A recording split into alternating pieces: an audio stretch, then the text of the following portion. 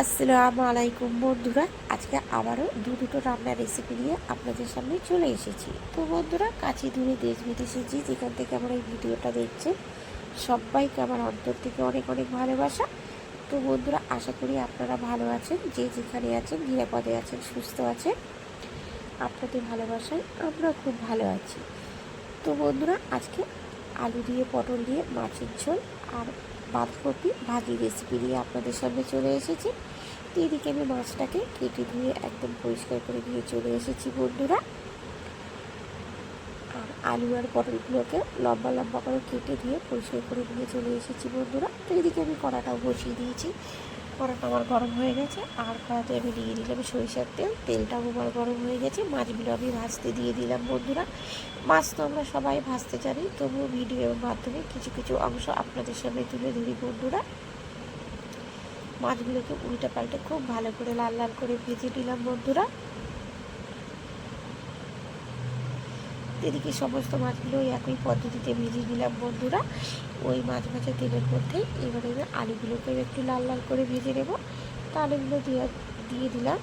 দিয়ে দেওয়ার পরে একটু নাড়াচাড়া করে নেওয়ার পরে এখানে দিয়ে দিলাম লবণ আর হলুদ।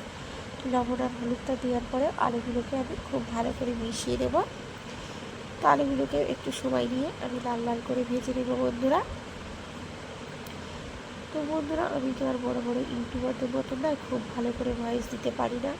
আমি একটা খুব সামান্য ইউটিউবার বলতে পারেন। চ্যানেলটাকে সবে মনিটাইজেশন করিয়ে একটু একটু করে ধাপে ধাপে এগিয়ে যাচ্ছি বন্ধুরা আপনাদের ভালোবাসায়।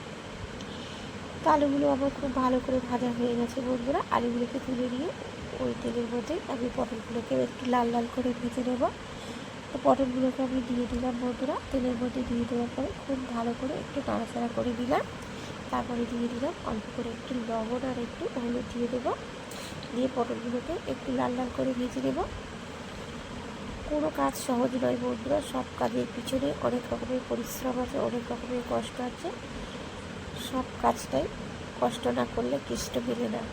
তাই প্রত্যেকটা কাজেই কষ্ট করতে হয়, তারপরে তার সফলতা পাওয়া যায়, তাই তো বন্ধুরা।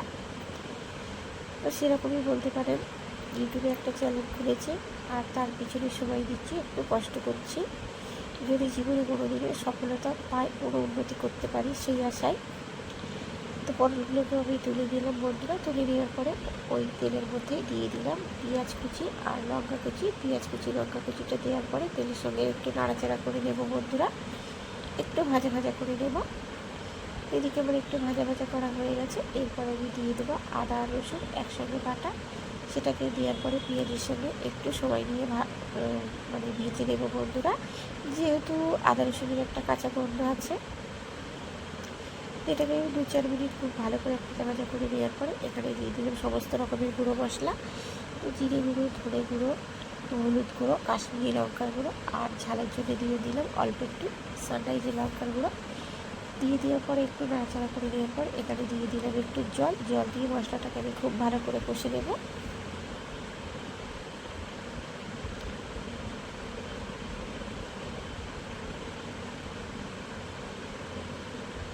তো মশলাটা আমার খুব ভালো করে কষানো হয়ে গেছে, মশলা থেকে তেল ছাড়তে শুরু করেছে বন্ধুরা। এই পর্যায়ে আমি দিয়ে দেবো ভেজে রাখা আলুগুলোকে দিয়ে দেওয়ার পরে মশলার সঙ্গে আলুটাকে আমি খুব ভালো করে কষে নেব।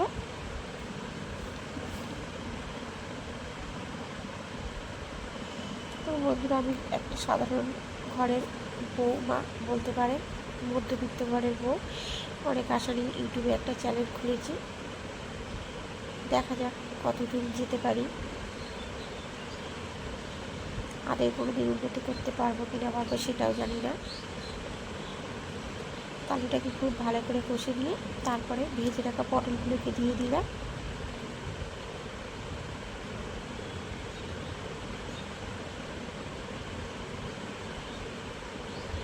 পটলটা আলুর সঙ্গে খুব ভালো করে মিশিয়ে নেওয়ার পরে আমি এখানে দিয়ে দেবো পরিমাণ মতো জল, মানে ঝোলের জল।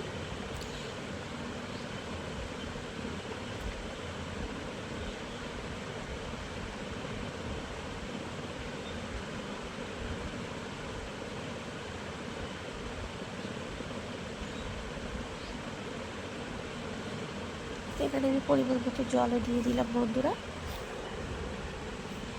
জলটা দেওয়ার পরে একটু নাড়াচাড়া করে দেব।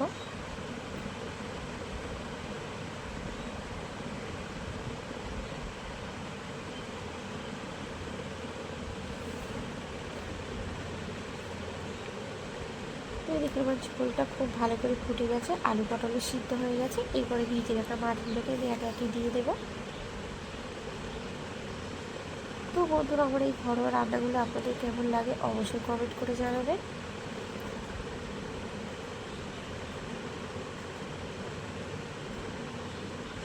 তো এদিকে আমার পটল আলু মাছের ঝোল একদম রেডি বন্ধুরা, দেখুন দেখতে কত সুন্দর হয়েছে। আর এটা কিন্তু খেতেও দুর্দান্ত হয়েছিল। জ্যান্ত রুই মাছের দিয়ে আলু পটলের ঝোল এরকম বানালে কিন্তু সত্যি খেতে অসাধারণ লাগে। তারপরে নিয়ে চলে এলাম এই যে বললাম বাঁধাকপি ভাজির রেসিপি।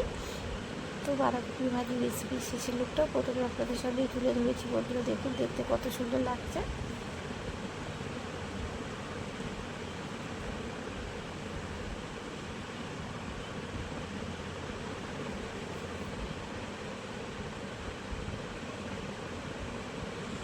এদিকে আমি কড়াটা বসিয়ে দিলাম, আর কড়াতে দিয়ে দেবো পরিমাণ মতো সরিষার তেল। তেলটা আমার গরম হয়ে গেছে বন্ধুরা, ফোড়নে দিয়ে দেবো একটা শুকনো লঙ্কা, দিয়ে দেবো কয়েক কোয়া রসুন। রসুন আর শুকনো লঙ্কাটা একটু নাড়াচাড়া করে দেওয়ার পরে এখানে দিয়ে দেবো পেঁয়াজ কুচি আর লঙ্কা কুচি। পেঁয়াজের পরিমাণটা আমি একটু বেশি দিলাম বন্ধুরা। তারপরে সব কিছু তেলের মধ্যে একটু ভাজা ভাজা করে দেবো।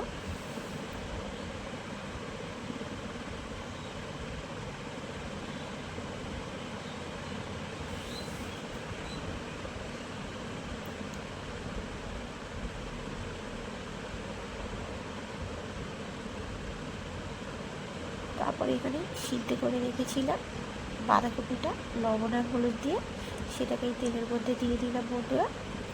এবারে খুব ভালো করে আমি সব কিছুর সঙ্গে মিশিয়ে নেব।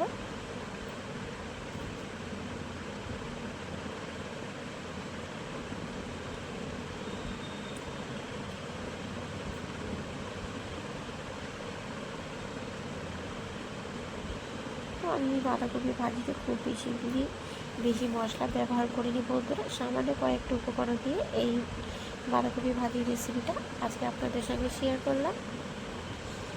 তো আমার রেসিপিগুলো আপনাদের কেমন লাগে অবশ্যই কমেন্ট করে জানাবেন বন্ধুরা। আর আমার রেসিপিগুলো যদি আপনাদের ভালো লেগে থাকে তাহলে অবশ্যই লাইক কমেন্ট শেয়ার এবং সাবস্ক্রাইব করে আমার পাশে থাকবেন। বেশি বেশি করে শেয়ার করে দেবেন বন্ধুরা, অন্য বন্ধুদেরকে দেখার সুযোগ করে দেবেন। যদি ইউটিউব থেকে দেখে থাকেন অবশ্যই আমার চ্যানেলটিকে সাবস্ক্রাইব করে আমার পাশে থাকবেন। যদি ফেসবুক থেকে দেখে থাকেন আমার চ্যানেলটিকে ফলো করে দেবেন।